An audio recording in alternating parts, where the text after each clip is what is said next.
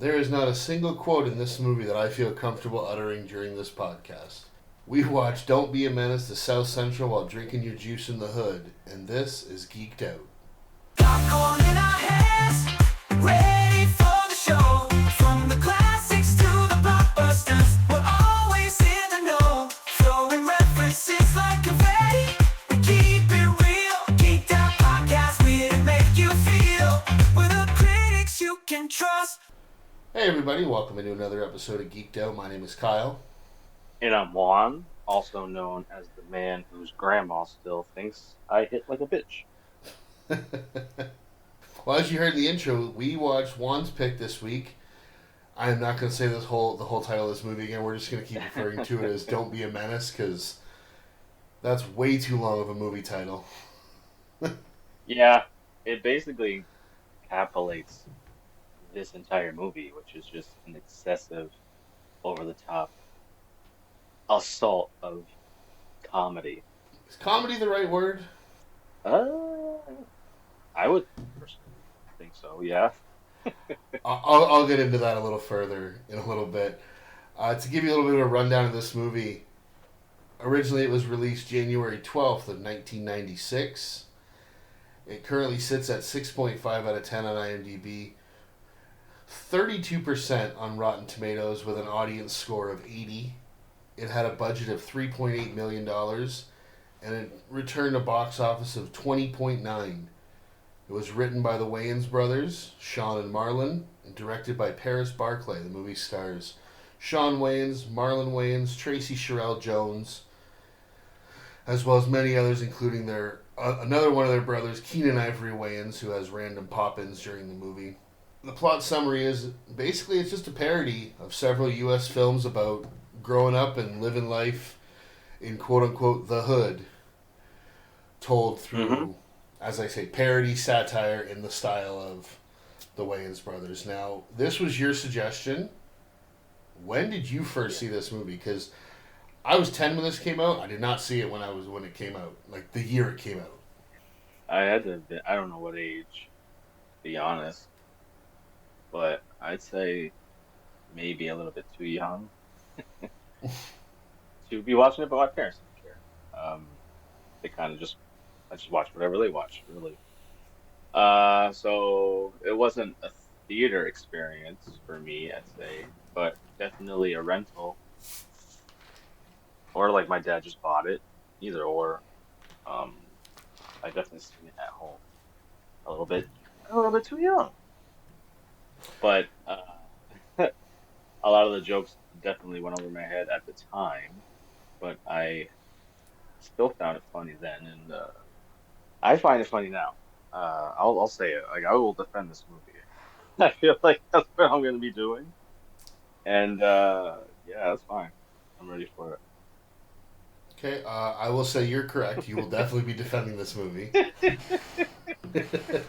So, I thought I had seen this. I guess what happened was I must have just seen clips and scenes. I don't know That if I makes ever actually saw it front to back. Um, definitely flippable. I I got to be honest. I didn't think it was all that great personally. Mm. And I think mainly because I'm seeing it now, and as I'm watching it, a lot of the direct references in the movie are mainly from what I could see, Boys in the Hood, which is a movie that I'm a huge, Okay. huge fan of. I see. I see. I see. And Yeah, so yeah. every time they kept making jokes in my head, I'm remembering the scene from the actual movie and just I don't know. I think for me the style of the Wayans brothers comedy works when it's a bigger cast and they're not actually relying on themselves for the jokes. If that makes sense. Like when you watch, for example, something like Scary Movie, they've got 6 or 7 different people throughout the entire movie that are making the jokes, and then you've only got Marlon and Sean doing little pop-ins to make a joke here and there. Whereas this movie, it focused mainly on those two, and I thought it was just a little too reliant on them. And I don't know why, but I don't find it super funny when they're. I almost prefer them to be the straight man as opposed to be the comedic relief. Mm. Also, I couldn't stand the way Marlon Wayans looked in this movie, and every time he made a little different, um, made like Facial. a different face or like a facial expression, it drove me absolutely crazy. For real?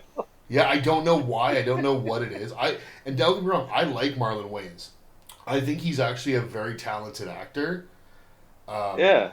I remember years ago he was slated um, to play. I believe it was Robin in one of the Batman movies. Yeah. It was the That Schumacher one. yeah, that would have been the third Schumacher if Batman and Robin hadn't bombed so hard. And I was actually I would have really liked to He see actually what he got would have paid. done with that It was so character, cool. but I don't know. I just was not a fan of him in this movie. And that's fine. That's it's your opinion for sure. It's comedy is subjective, and uh, personally, I could see why somebody wouldn't really, especially if they saw this a little bit later in its entirety. Me, I definitely find the Wayans whole family. I really like their style of comedy. In the earlier years, the later stuff isn't hasn't been hitting as much. But I grew up with there was a sitcom that they starred in called The Wayans Brothers. I I loved that. I definitely loved that show. I watched that. Yeah, so I was familiar with them, and this movie it basically it parodies three movies. It parodies Boys in the Hood, it parodies Menace to Society, and it parodies probably parodies other things too, but it mainly parodies those two movies and Dead President, which they all came obviously a little bit before this movie came out. And yeah, like me being an African American or African, well, yeah, technically I'm American, so African American male, um, especially being a kid of the 90s, I may have a little bit biased towards this movie. I'm not gonna lie. And for the most, it definitely for me it works, and I've seen all those movies first, except for maybe Dead Presidents. I might have seen it after this, but I had more of a context with what they were parodying, and I think it hit. And also, there's a lot of things in this movie that the Wayans wrote about, basically just like the black experience. So there's a lot of things that probably people that aren't African American, didn't grow up in an African American home with an African American influences, is gonna fly right by your head. So I definitely, it makes sense that that somebody wouldn't gravitate towards this movie as much as I did. I really did. Um, I feel like Marlon Wayans, yeah, it was a little bit over the top, but it worked for me. Um, he's just more of a he's as exaggerated as this character Smokey in Scary Movie, but more in the realm of of this movie, which is parodying gangster hood movies. And he apparently, by the movie's quote, he was a menace. Did they say menace to society? No, he did near the end of the movie. He did basically say the entire name of the film, but they never Yeah, called yeah, him specifically a menace to society. yeah. No, I thought Sean I Asher's I character. don't think they did. Don't let me They rephrase might have, that. but no, it said worst nightmare. It said worst nightmare. So he was kind of just being the representation of all like the gangster side characters in those parody movies, like Ice Cube in Boys in the Hood and Lorenz Tate's character in I think his character was Lope Dog in Menace to Society. So I get what he was going for, and yeah, I get it. So it worked for me. The thing about a parody movie like this, and I put it up there with some of the greater parody movies. How do you feel about like parody movies in itself, like Scary Movie or For the even most part, I enjoy them. I mean, like Scary Movie in particular, I really enjoyed the first two, and then it kind of fell off a cliff Mhm. for me. But I like those. I like the Yeah. Naked Gun movies, Oh, okay. all that stuff. I like parodies in general, and so like talking about the Marlon Wayans of it all. I think the main thing for me is, like I said, I like Marlon Wayans, and I do like him as Smokey in the Scary Movie movies. But I think that is more a much more believable thing. I don't believe him as any kind of a tough, intimidating gangster like. And I get the doing it over the top and having him do it as part of the joke, but Yeah, it just didn't it didn't feel. I almost would have preferred if they would have flipped the roles and had Sean.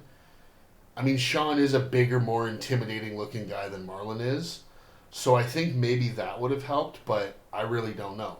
And it also that way, if they did that, I think Marlon might have been better served as the straight man that Sean was, as opposed to the over the topness that he played as Lope Dog. yeah. I mean, his character wasn't really supposed to be written to be like an intimidating factor type character. I think it was just a vessel for him, the Marlon Wayans character, to just go off and just Yeah, um show off all his comedy, both physically and just his improv and I mean, and just his acting ability. personally, in terms of like you say, the Wayans and all four of them, I was surprised Damon wasn't in this. There's other ones too, like in the beginning of the movie, the woman, the mother that mistake her son of being Yeah. shot, that is Kim Wayans. That's their sister. Okay. And I'm sure there's other Wayans in there. The thing about them is like their family's huge. Yeah. And a lot of they have a lot of cousins and nieces and nephews that have gone into acting too. So their bench is pretty deep, but most people only know the four of them, like the four main Well, now the guys. five is Damon's son. Oh yeah. But see, that's Which what I is was gonna say. basically Like, just it's just Damon he's a carbon Damon copy of Wayans his plus. dad. Yeah, they're like the same guy. They're like one guy. Yeah. I mean, I will say that when you talk about the Wayans brothers' other works, like some of their newer stuff, yeah, for me, a lot of their newer stuff doesn't hit. I think I'm of the Yeah. minority. I'm not a big fan of White Chicks. I really didn't Really? like that little man that they made. Yeah. But like Scary Movie, like to me, Scary Movie one and two are they're up there in terms of parodies as like legendary status, in my Yeah. personal opinion. I understand. But I think Um, if I was picking any of them, I think out of those main four, I think I would rather watch a Damon Wayans movie than watch any of the other three. I get it. I can see that. Damon definitely. Keenan Ivory had a very promising career, and I don't understand why he didn't really blow up. 'Cause he had some movies that were actually pretty good that he starred in that didn't rely on his comedic chops. I forget what the movie was called. He played like an assassin. It was actually a pretty good movie. The thing about the Wayans is they're all extremely talented, and I find that yeah, they just got lazy with a lot of the projects that they tied themselves with later in their careers, especially Marlon Wayans. This man, you know, he showed us that this guy's an incredible actor with Requiem for a Dream, and he's kind of just been coasting that ever since. Yeah, Uh, and he's got so much potential. Hopefully, the upcoming movie, him. which seems like he's trying, at least in this movie, in that movie. Hopefully he it's an enjoyable performance. It can kind of revitalize his career.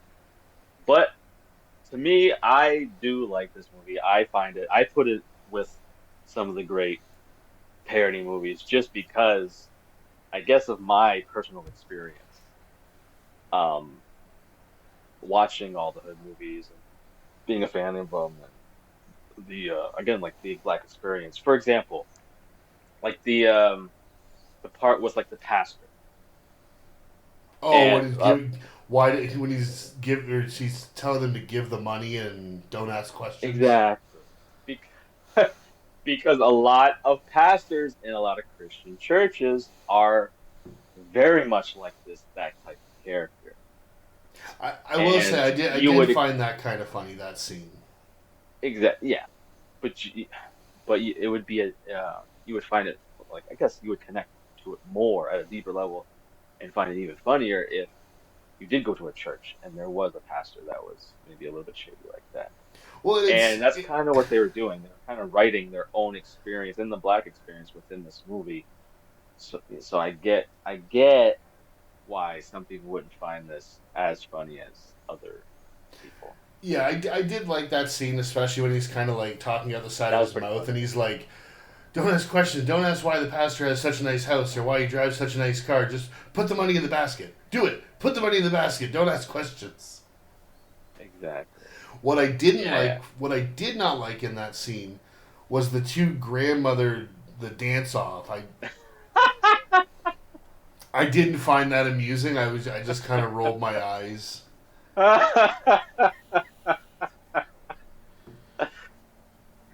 Yeah, but see, I think this movie might be a little bit too biased because it like plays in almost everything I like. I love like grandma funny characters, man. Like just things that like one of my favorite characters of all time is the grandma from the Beverly Hillbillies. Because she was just a sassy old lady. I Yeah, think that's what for me. I just that would burst my bias towards like just funny, sassy grandma characters. So I personally found that shit funny. But it probably I could see that the scene probably went on a little bit too long, especially with a lot of the dancing. The dancing went on a little bit too long. I feel like if they shortened it, it probably would have had more of an impact. But again, yeah, I'm starting to see how biased I am towards this movie. The more I talk. But that grandma to me was one of my favorite characters. I did like her. I love that grandma, man. I will say one of the things that kind of bummed me out is when Trey, played by played by Sean Wayans, who I didn't realize at first his full name is Ashtray. Ashtray. Yeah, because uh, Cuba Gooding Jr.'s Yeah, name he's Trey. is Trey, Yeah. Um, so everything gets made fun of, even the characters' names. well, I Uh-oh. when he's getting dropped off by his mom and the camera turns and it's Vivica A. Fox, I was like, oh, cool, she's in it. And then all of a sudden she Oh looks right at the no. camera and she's like, there's no strong female lead or female characters in this, so I'm out of this movie. I was like, oh fuck, she's the best actress in the movie, and she gets 8 seconds of screen time and then she's gone. Because she told you why. And I did not like. The father? I did not like the. I didn't mind him at first, but I didn't like how the joke through the entire movie was basically that he's younger than his own son. Like, Because yeah, you know why yeah, I know, and it's an unfortunate stereotype. It's just especially near like the I think it's the last it scene didn't that work for you. no. I mean, if they would have done it once or twice, like maybe saying like, "Oh, you were young when I was born," that's fine. But like by the end of it, he's like reading him a bedtime story, and he's like, "Yeah, you can't come to the party because you have to be at least 18." And Yeah, did you brush your teeth? And I'm like, "What the fuck?" there's they could have stuck with that premise, but just went a different route. And I felt like it probably would have played off a little bit more. They still could have, yeah, I could see that. It's not my favorite, one of my favorite things of this movie. But again, like less for me, the majority of the jokes work land for me. But the ones that didn't, yeah, it's usually centered around the father. And maybe if they had a different actor, or again, I feel like if they just went a different route where they could still, like pretty much you say, just allude that he was the younger father, but not so much to where they're trying to make it seem like he is way younger, like literally younger, Yeah. instead of a couple years older. Yeah, they I could have feel made a like it joke. would have They could moved have made a better. joke almost like you were graduating grade school when I was graduating Yeah, college, where there's only like a 10, 12 year difference, yeah. as Play on opposed the to fact like that yeah, he I'm is younger than my own older. son. Exactly. Exactly. Yeah, I feel like if they would have went a different approach with it, like you just mentioned, I feel like the jokes would have hit harder.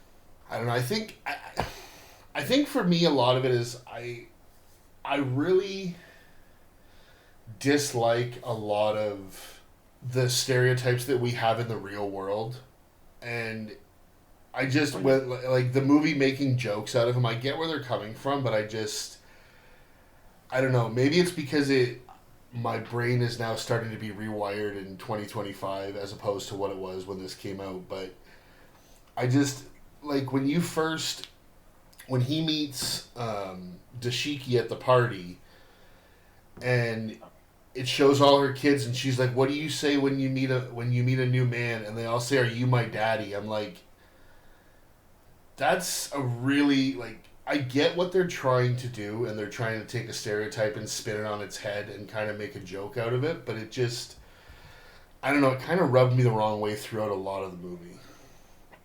Yeah, I mean, yeah, they kind of went a little bit too far with some of the jokes. What all you needed for that was the fact that they point at her kids and they're all different races and shit. Yeah. That right there would have worked, and you didn't have to bring in those kids ever again. Well, Um, even the joke later when he's telling Loke Dog that he got her pregnant, and they're at the restaurant. It's Faison Love is serving them, and he does like he's overhearing them, and you can tell he's like, "Oh shit, maybe it's mine," and then he's all happy when he finds out that it's Trey's. That mhm. would have been fine, but it's when they did some of the other ones with it that I was kind of like, I don't know. And I will say Yeah, my favorite characters in the movie were their two buddies, Preacher and Crazy Legs. Crazy Legs had one of the funniest parts.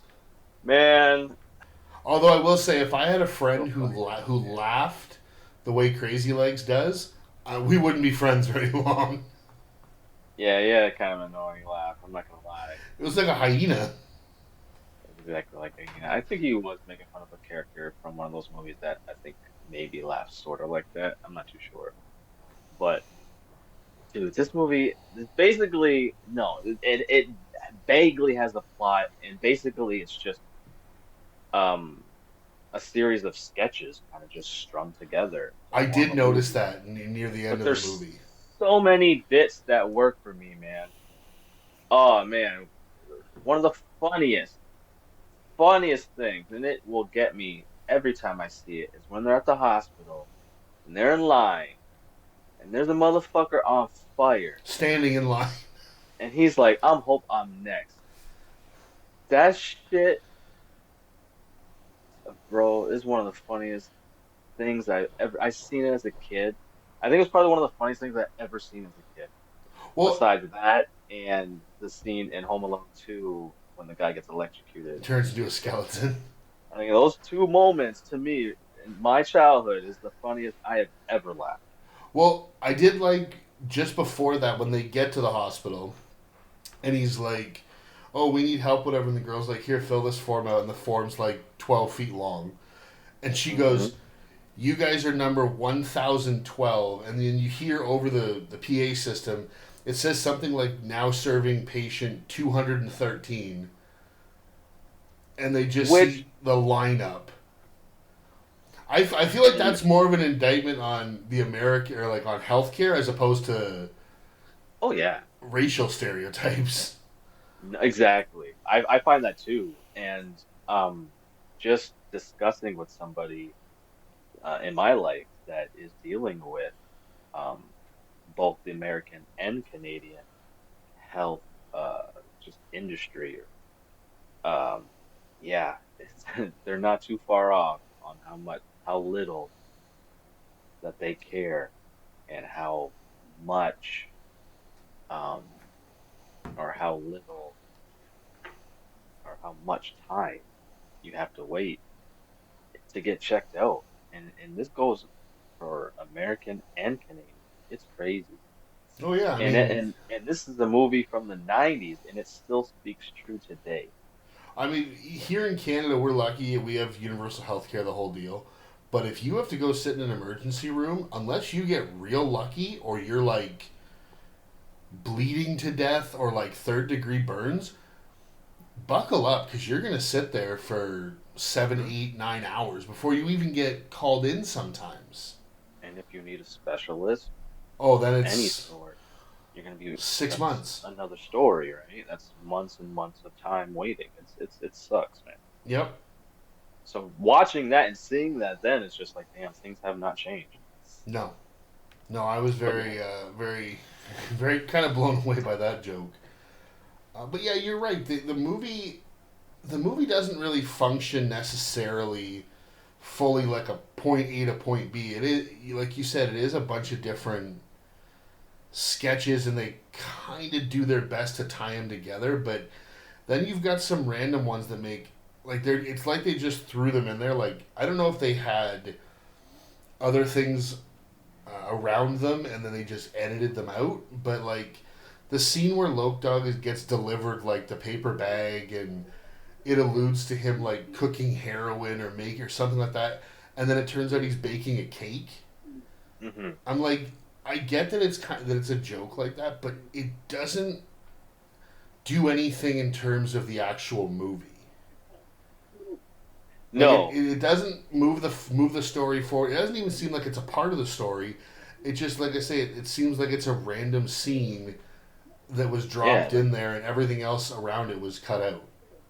exactly. Like a random quick one of those quick skits that you would find in, the like an SNL or the show that I was based off of that in Living Color. I was gonna say, or in Living Color.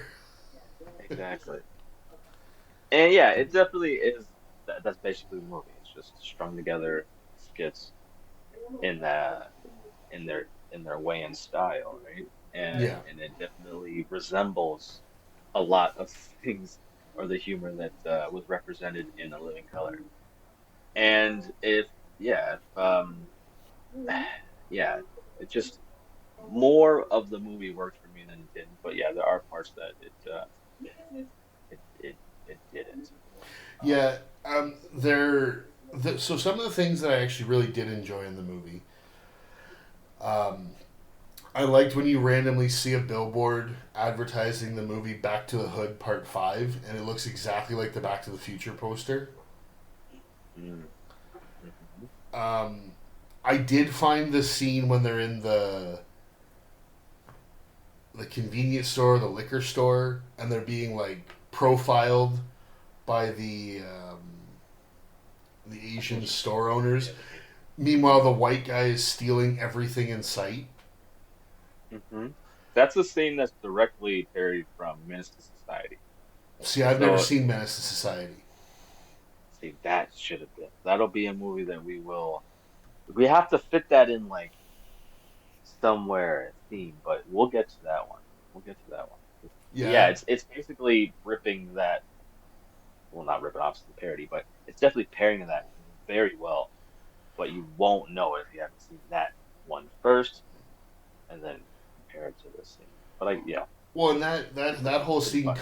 that whole scene culminates with the guy basically shooting, and I believe he kills both the store owners. The white guy does, and then he pulls out his little Yeah. notepad, and he has a list of names crossed off, and I wrote them down as Mike Tyson, Michael Jackson, OJ, Tupac, and then Loke Dog. I was I was like, holy shit! Like, Yeah, they didn't. That's the thing about the Wayans. It's like they're not afraid of going there. no, well, dude, there's a part in the police station where the cops they're playing an arcade. I wrote Oh it. yeah, I yeah, wrote it it. is. It's the Rodney King. They're playing an arcade game called Rodney's Ride, where they're Beating the fuck literally out that nigga. cops beating up Rodney King. I was like, my jaw hit the floor. Yeah, and if they it's one of the jokes that definitely works in the movie, and it yeah, it's definitely a shocking thing, but that's shock comedy, man. That's Like, shock humor. like when they're That's part when of the Wayne style. well, when they're in that liquor store, Loke is playing a game that looks like Street Fighter, and I think it's called Gang Fighter, and I was like, okay, that's a joke. And then when they show the one in the police station, I was like, oh my god, that's like taking that original joke and turning it up to 1,000. Exactly. Yeah, yeah. And it like it works. It lands. It's one of the jokes that lands. Um, but again, yeah, it will definitely it was a little dark. It was a little dark for sure. Also, the cop who arrests them Oh yeah, it's my is boy. It's a fucking one of my favorite comics of all time. but he's playing a black guy who's racist. Like, Which is that scene is in I believe Boys in the Hood. There is a black intimidating cop that yeah, but I don't think it's basically quite that intense. it it kind of is. It kind of is, man, because like it's the actor's intensity, and that actor just has that face that he wasn't bullshit. He wasn't playing in that scene, but they definitely exaggerated it and turned it up to 11. Yeah, Absolutely. I will say that when he first got out of the car, I'm looking at this. I'm looking at my TV, going, "Is that Bernie Mac?"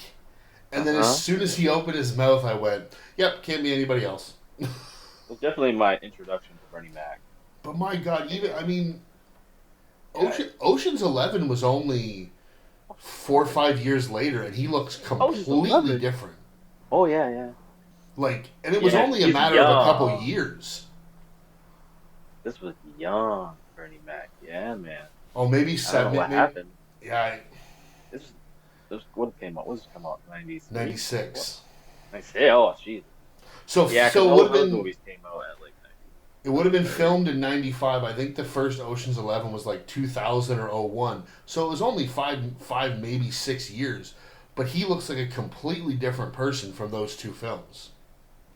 Yeah, he even looked different in I believe 2000 or 2001 when he was in The Kings of Comedy. I don't know if you've seen that movie. Well, it's a stand I've, up, but I've there's seen some good some of scenes it, in yeah. it. Yeah, he looks even different than that. I think it he was probably a little bit skinnier in this movie, or I don't know. And But he's intense as shit and funny as hell, and like some of the things that he says, it's in my lexicon of just things that I'll say from time to time. I will say the one thing that I think that I was missing just from him is I think it's the first time I've ever seen him on screen where I didn't get to hear his laugh. Yeah, no, he was he was definitely not laughing at this movie. Not in that role, man. No, that was He fucking he intense as hated shit. anything that was black. He hated anything that is black, even himself. He hated himself because he was black.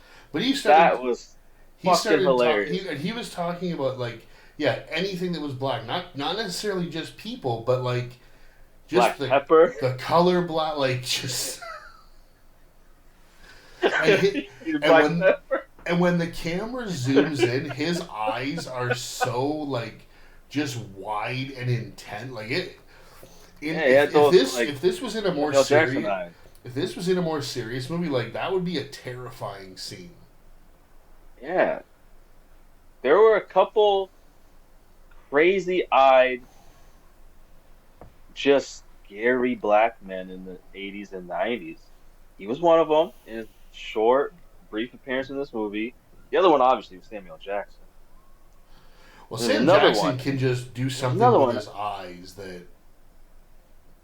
It's called fucking Crazy Eyes. It's just crazy Samuel Jackson. Just, just those Samuel L. Jackson eyes. You can't even explain it. There's just those Samuel Jackson eyes. But there were Samuel Jackson eyes before Samuel Jackson eyes. Oh yeah. I forget the character's name, but he was in Tales from the Hood. He was Prince's father in Purple Rain. I forget his name, Who but that, the actor? yeah, the actor. He was the original crazy-eyed actor. Clarence Williams, the third. Yes, yes, yes. He was the original. When I like he was the first person who had that look that just terrified me with his bugged out eyes. Yeah. Yeah, yeah, yeah. Yeah. And yeah, I mean, and Bernie Mac definitely carries that and definitely bites a little bit of that intimidation factor with his eyes with this movie, man. And this short scene, it just isn't a great introduction for somebody that had no idea who he was. I didn't even know he was a stand-up, and it makes sense because he just knocked the small role out of the park. Yeah, I was like I say, I was kind of blown away It's just being a racist that it black was cop. even him. And then as soon as he opened his mouth, I was like, "What is going on here?" Yeah, I mean, you'd have to see the scene before to even understand what's going on. So I just looked up just for fun. Um, his IMDb his and his character in this movie is Officer Self Hatred. It makes sense. He does hate himself because he's black. Now, one of the, as I said, we they're not really scenes. One of the little sketches, whatever you want to call it, that I actually did enjoy is the scene where it's what's his name, Toothpick, Oh, I believe so. and it looks Yeah. like they're about to initiate some kid Oh like yeah. into a gang, and they're getting like all intense, like You're gonna jump him. are you ready to do this? Like we're gonna, and the scene comes out, and it's like 30 guys all standing in a circle, and they've got jump ropes doing double dutch, and they're all singing one of those like jump rope songs. Yeah, because in to be initiated in a gang, basically you have a group of the gang members basically beat the shit out of you, and you're not supposed to like Yeah. block or you know what I mean. You're supposed to take that shit. Well, it's either So that or they were you have to like definitely. go kill somebody. I'd be maybe it's different with every gang. Maybe the initiation process changes, but Yeah, I've never that been is through it and definitely don't one. want to. Me neither. But that was definitely one of the more famous ways that you just got jumped in, and you literally got jumped Yeah. in. Uh, yeah, and it works beautifully. The way they set it up, the people that were in the scene to set it up, it was fun. It was like the same energy as the scene where he's making a Coke, but it's really cake. It's the same energy, but it just that It's a joke better becomes payoff. much better. Exactly. Yeah. Yeah, because the way it's everything's edited so quick, like little quick cuts, and yeah, You just think, oh man, he's gonna get his ass beat in this gang, right? But no, that's not that's not the direction they go because it's a parody. And yeah, it's funny, man. It's so funny, especially the way he's double touching. It's one so of funny. They're one of the into it. It's, well yeah, now it works. one of the other things I did really like is Although I liked it, however, I will say it made me think of what I'm going to say, and I think most people would say is a better movie, is when they actually do. They're like walking away down the street and they have the camera lift up and then pan over, and you literally see what's supposed to be the kids from Boys in the Hood. And it's the scene where they say, "Oh, you want to go see a Oh dead yeah, body?" yeah, and it's fucking Elvis or something, right? Yeah, it's Elvis and he's fucking has pants down past his ass or whatever. But as soon as that happened, I was like, "Oh, I could be watching Boys in the Hood right now." Yeah, and if they wanted to, they could have leaned into more of those things, but it would have taken away from the people that the Wayans. Yeah, And I get it. One of the characters that again, it worked for me because there's I don't know, like I know people like this, not so much on the head, but is the their friend who's all into the Africa aesthetic and preaches that's about black, Preacher. yeah, black pride. He was one of my And favorite characters. the moment he lays eyes on a white woman is I there's another movie that they did this joke in that is I mean, there's another movie that's basically another parody movie, but Keenan Ivory uh helmed that movie. It's called I'm Gonna Get You Sucker. And they kind of did that same joke in a different way, but the same energy. With that character, I think that I said had the original Crazy Eyes. I believe he's okay. the he's one of the characters in that movie. I Uh, and it worked then, and it works here too. Because I do know some guys that are kind of like that. They're all proud of being black and about the black pride, but at the end of the day, when they see a white woman, that's pretty much they will abandon a lot of those morals and beliefs. well, even at the beginning when they first introduce him, and he's got the full like the garb, the full African Hmm. garb, and he's telling them like because they're like again as I said in the opening, there are no quotes in this movie that I really feel comfortable saying because obviously um, there's a very heavy use of the N word in this movie, and when they show up and he's telling them like we can't be referring to each other like that, that word has put us down for so long, and then he goes. Oh, I gotta go get my dry cleaning from this, and then he utters like an Asian slur, and I went, Oh, "What?" yeah, because his character is a straight up hypocrite. Yeah, But I guess everyone knows like that hypocritical person who says they're down with this cause, but they're really fucking just bullshit. yeah. They really are not about anything.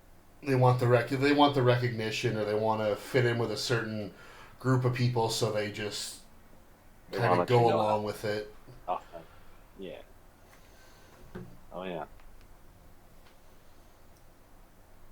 And then, I mean, I so one of the things that I do remember from when this movie, I remember it must have been in Blockbuster or something where I would see the poster or whatnot, and you've always got in the poster Marlon Wayans in his pink bunny slippers. Hmm. I was under the impression he wore those through the entire movie, but I was clocking near the end of the movie and he was not. He didn't have them on. I was like, where'd they go? Because that was like to me that's one of the funnier things about his character is he comes off. He tries to come off as this big tough, and he's wearing fucking pink bunny slippers. He drives a what I'm assuming is a stolen mail truck. Oh yeah. Oh yeah. That's another. They parodied on. It's based off they're parodying the movie Poetic Justice, because in that movie they ride around across country in a mail truck. Tupac's character Well, that's Red the joke then, Red because Jackson. he literally says when Trey is talking about him and Dashiki are going to get out of the hood, and he's like, "You should come with us," and he's like, he says something about go on a road trip in a mail truck. What are you fucking nuts or something like that? Yeah, yeah. And then when the truck is passing, when you see the back of the door, it says Janet was here. Yeah, It's a reference because Janet Jackson was poetic, just like I forget her name in the movie. I think Justice was part of her name. Maybe it was her last name, something. But yeah, they're just referring to her character in see, I'm starting to wonder if I would have enjoyed this movie more had I seen all of seen the those movies. movies that were I being feel like paired. you would have too, and that's the thing. I believe I've seen those movies around the same time as I seen this. And I definitely seen those movies as I was rewatching this movie throughout the years. So again, yeah, like I said, this movie is definitely a little bit like I am biased towards this movie because I understand more references than the person that's going into this seeing maybe one of the movies that the references or just going in blind. Yeah, so like even on IMDb, it says that it parodies mainly Boys in the Hood, South Central, Menace to Society, Higher Learning, and Oh Juice. yeah, South Central. I've only ever seen Boys in the Hood. Juice. So Yeah, so again, if the parody isn't from that movie, I was just kind of like, this is like in my head, it was just like this is just a random stereotype joke, yeah. and it didn't quite hit for me because I don't know the source material that they're kind of making fun of. I get it, and that's probably why you enjoy Scary Movie a little bit more because you understand I've seen all the horror movies. movies. Yeah, You've seen, Scream and I Know What You Did Last Summer and the movies that they are referencing. Um, so yeah, yeah, that would make more sense as to why you didn't enjoy this as much as somebody like me who has seen all those movies. yeah. I mean, now that I'm thinking about it, that does make a lot more sense. Like those movies are really good though.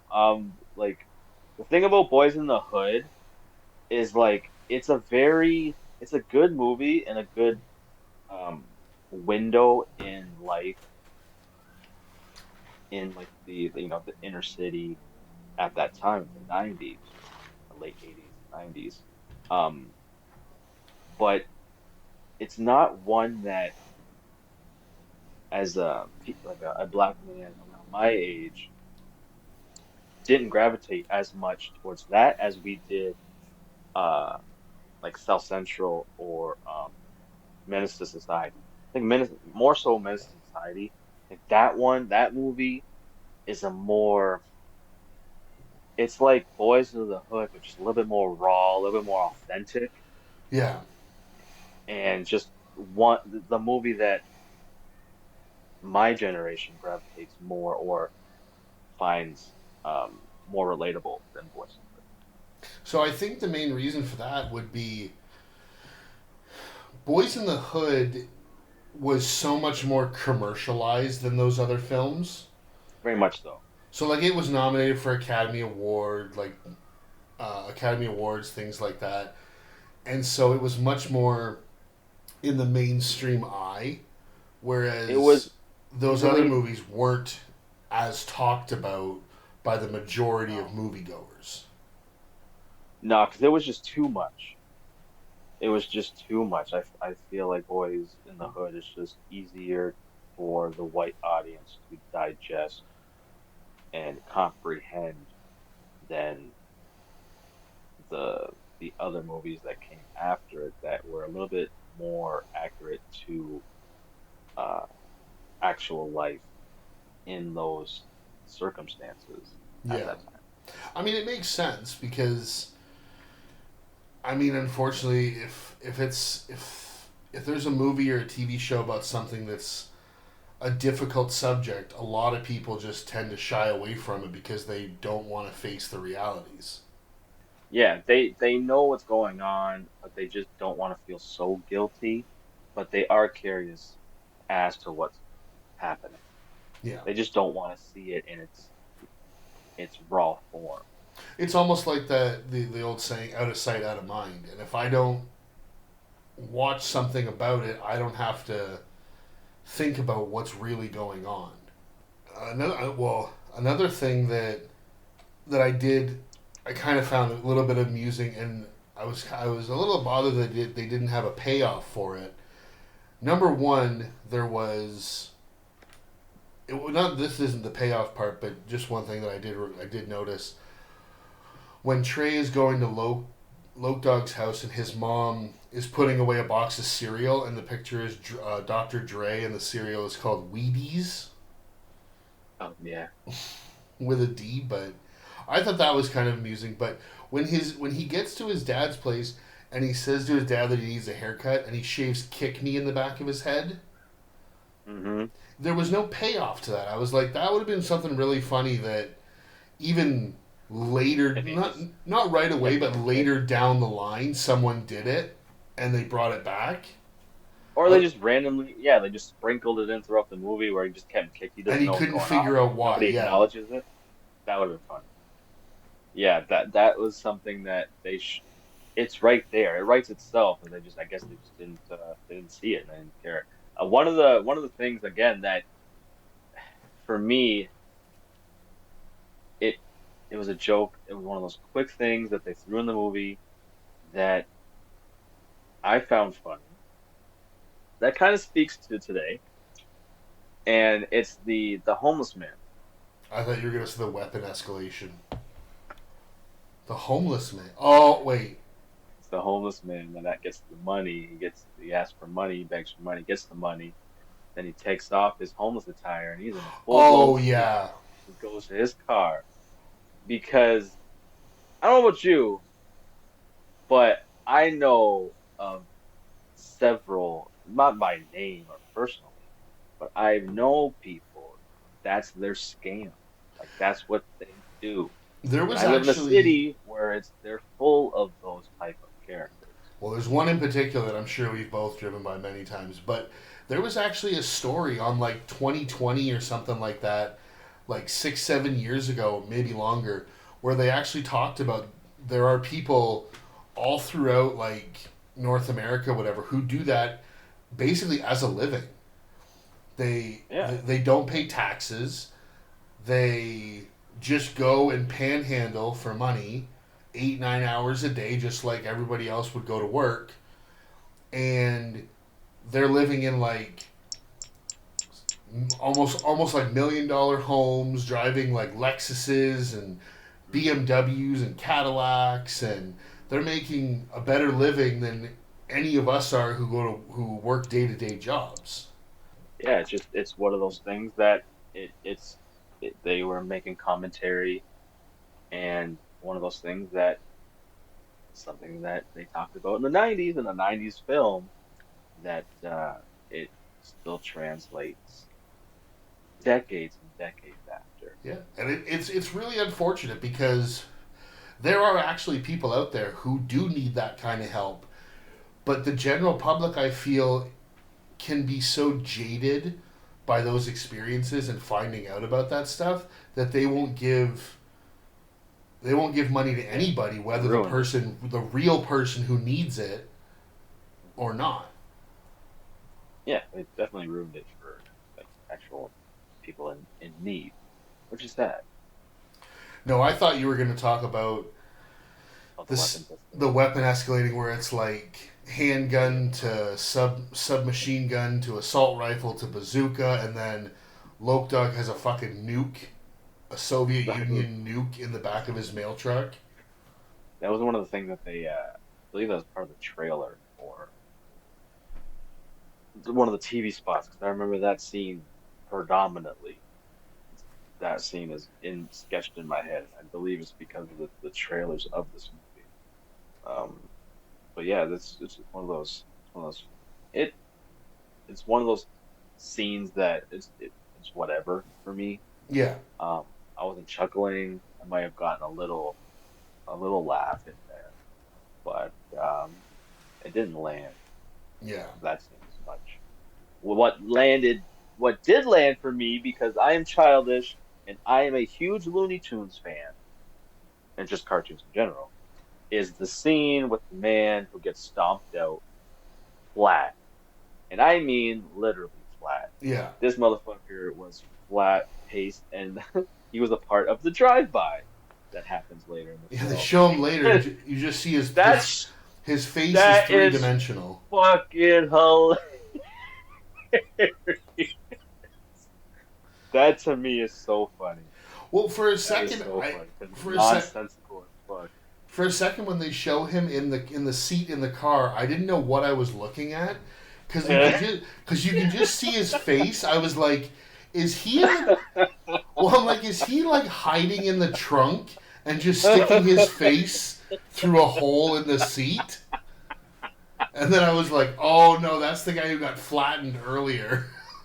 He and he got flat, and they were jumping on him, and they were fucking doing WWF jump moves on him and shit. They were like doing ring around the rosy shit on him. That shit was funny. That scene where he was getting stomped out was funny because it was like, oh yeah, that guy's definitely dead in real life. You can't just. But yeah, it's one of those silly, nonsensical things that tickles my funny bone, and it's my kind of funny. Yeah. Yeah.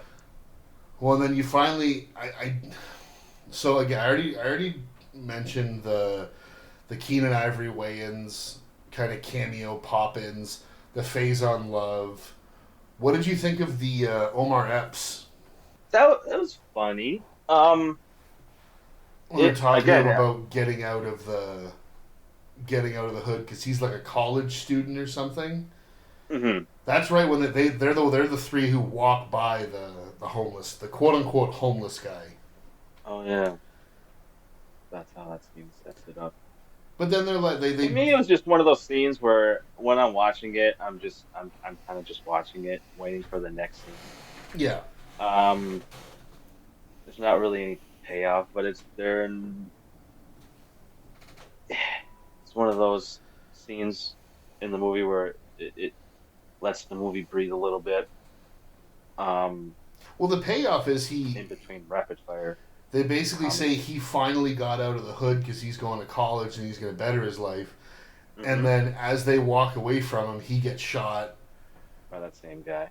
by a white guy up on The a fire man. escape. The man, yeah. Yeah, the whole the man bit, I mean, yeah, uh, I guess that's not one ongoing joke that worked for me. Um, the man, it's one of those things that, it's in the, the African American experience we've grown up with, like that type of that mindset of the man keeping us down. Yeah. But it's just one of those things. Like it is what it is. It didn't work for me, and that scene with Omar Epps in particular, kind of just waiting for the next scene because it really didn't do anything for me, to be honest. But I like Omar Epps, one of my favorite actors. Yeah, I love Omar Um, Epps. yeah, he's an incredible actor. I don't understand why he didn't have a better career, but he made do for what he had. I enjoy most everything that he's in. Hey, he's in a movie that I loved as a kid. Well, two of them, Major League Two and The Wood. Oh, the Wood. Oh yeah, he had a run in like the late '90s, early 2000s. And I mean, let's be honest, he was on House for how many seasons? He's pretty set financially. And I think he is part of, foreshadow or give a hint at our next movie themes that we're going to be reviewing. But I think he's a part of that. My pick, and it's one of my favorite performances of his. But I have that's no idea for what you're talking about, but I'm excited to find out. you'll know But when I say it. Sure. I, I really don't have anything else to talk about. I mean, this, as we've said in with some movies we've done in the past, this movie isn't exactly chock full of a great plot or anything like that. It kind of just is what it is. we've kind of Hmm. gone through all the notes that I have and any of the points that I kind of wanted to discuss. Is there anything else that you wanted to bring up or that you feel we haven't touched on? Bits that worked for me, one that I found pretty funny was the driving instructor who drove to the bank robbery. Oh yeah, that was good. And then obviously one of my favorite scenes in the movie, I have to bring it up because it's that funny, is Crazy Legs, MC I knew Hammer, you were gonna bring this up. dance because they have this motherfucker on It's string on wires, yeah. and they're moving this motherfucking little legs.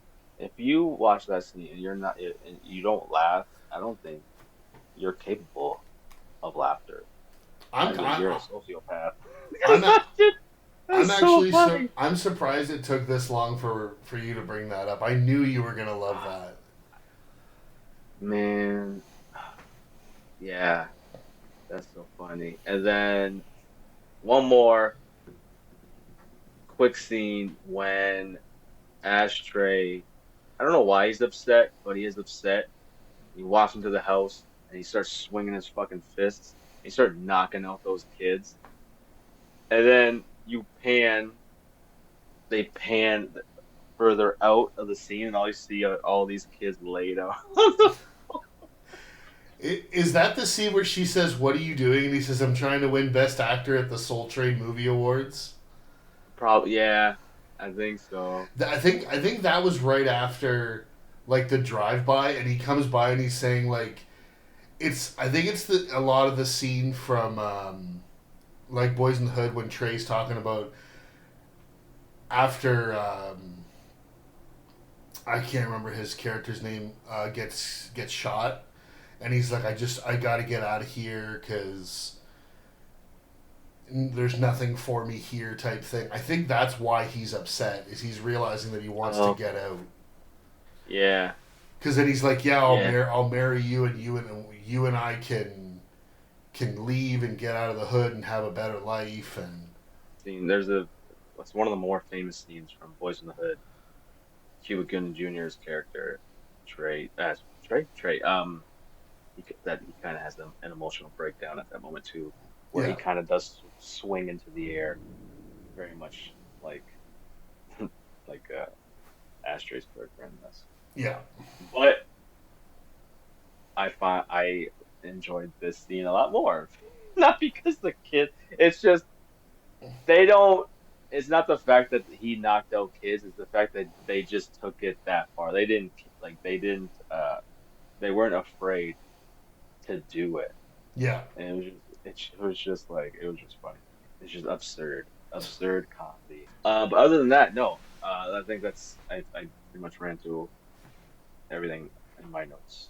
Okay, well, that as I said, we've now that we've talked about what we wanted to, that'll bring us into our final thoughts for this movie. And you pick this one. I'm gonna let you go first before I bury it. I can never really can't bury greatness. Greatness. I watch those other movies and then watch this, and then you'll probably have it a little bit higher. But I get it. I get it. I get it. I get it. I get it. Not every comedy movie is gonna work for every person.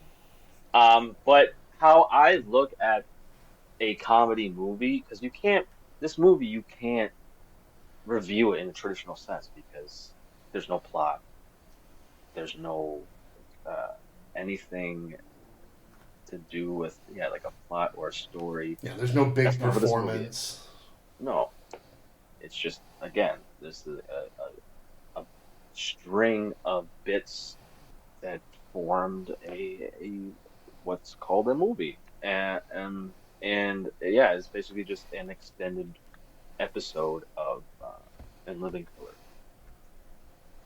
And yeah, how I look at comedy movies is, or even a lot of movies in general, but did they did they accomplish what they set out to do? And I feel like yeah, everybody in this movie, people that wrote this, involved, directed, they did. They executed what they set out. exactly what to do. That was, make a parody of these movies. And when I look, also how I look at a comedy movie, I ask myself, did the majority of the time, did I laugh? Was there a whole lot of eye roll moments? And for me, there wasn't. I laughed pretty much throughout this whole movie. Um, I I enjoyed Marlon Wayans' character, like Loke Dog. Astray was okay, but again, he was more of the straight man, um, Cuba Gooding Jr.'s character type that just was the protagonist of the film. So he really his performance was just whatever. But I think the movies basically carried on Marlon Wayans' character's back. There's a whole lot of side characters that definitely bring out a lot of laughs in this movie. Um, being a African American male who is a 90s kid, I found this movie's a little bit biased, I find, because I grew up with all those movies and I understand all the references. And yeah, that's probably why I enjoy this movie as much as I did. Um, yeah, the to me, I will put this as a legitimately, for me, it's a comedy classic. And uh, I do recommend it if, obviously, if you have seen those movies that they're parodying first, or if you've seen Scary Movie, Scary Movie 2, and you've seen other things that the Wayans are in, and you know their comedy, I feel like you would get an enjoyment out of this. Uh, I will give this movie 7 out of 10. Okay. Oh, Now, Jesus. no, no, no. I was about to Um, give it a 2. no, not that bad. Um, so no, I like I said, I do in general like the Wayans. I like their TV show. I like Scary Movie 1 and 2 at least. Just and I think like as we've discussed through this episode, I think the main reason it didn't resonate with me is I haven't seen most of the movies that it's referencing and it's parodying. So a lot of the jokes kind of missed with me because of that. I'm not going to hold that against them, but the stuff that I did understand or had seen from other movies, I did kind of enjoy. I will say that I more chuckled. I never really quite laughed out loud during this movie. That being said, again, if you've seen the movies and you like parody Yes, you. if you've Yes, you. seen the movies they're parodying and you like spoof parody comedy, I would give it a recommendation. Other than that, I can't say that I would recommend it because I feel that people would just have the same kind of view of it that I do Mm, if you don't understand what's being referenced. And I get. that being said, I I got to give it a 5 out of 10. It's not bad. Five's not terrible. No, it's not like a terrible like god awful movie It's or not anything like a that. It completely just unwatchable movie. no. Yeah. No, I get it. That's fine. Whatever. One of my favorite movies. All right, that's fine. That's fine. That's the thing about comedy movies, man. It is so subjective. I find people you can agree on most movies like drama, action. When it comes to comedy, I think comedy movies are way more diverse amongst people than any other genre. Yeah. No, I couldn't agree more. But that's going to bring us to the end of this episode on Don't Be a Menace. Now, moving forward, we are about to enter the month of September, which, Bullshit. You recommend it, so I could I'm swear. well, I kind of had an idea maybe do a theme month You know, schools. of back to school, all the kids going back to school, and so I wanted to maybe do some movies that kind of centered around students or being in school, things like that. So for the first pick, it's It's my pick this time. We're going to go to a bit of a different decade. We're going to go back to the early 80s. Mm. And we are going to go to what I believe is an absolute mastery of the high school movie genre, especially movie comedy, and that is Cameron Crowe's Fast Times at Ridgemont High from 1982. Mm. Th- Okay. this movie is an absolute Got classic to me, got some tough and subjects in that movie. there are some very tough subjects, but this movie to me is an absolute classic. And knowing, now that I'm older and knowing what went into making it and what Cameron Crowe did in order to write this movie, I find it extremely fascinating, and I'm really looking forward to rewatching it again and discussing it here on the podcast. Is that the one with Spicoli? Yep. Okay. Yeah, that's Spicoli, and that's the Been a minute. famous Phoebe Cates coming out of the pool scene. Ooh. Ooh. The ultimate 80s crush. Oh, yeah. All right, cool. I'm looking forward to it. So we will see you next time with our episode on Fast Times at Ridgemont High. And as always, give us a follow on our socials, which will be posted in the show notes. Tell your friends about us. Leave a comment, leave a review. Let us know what you like, what you don't like.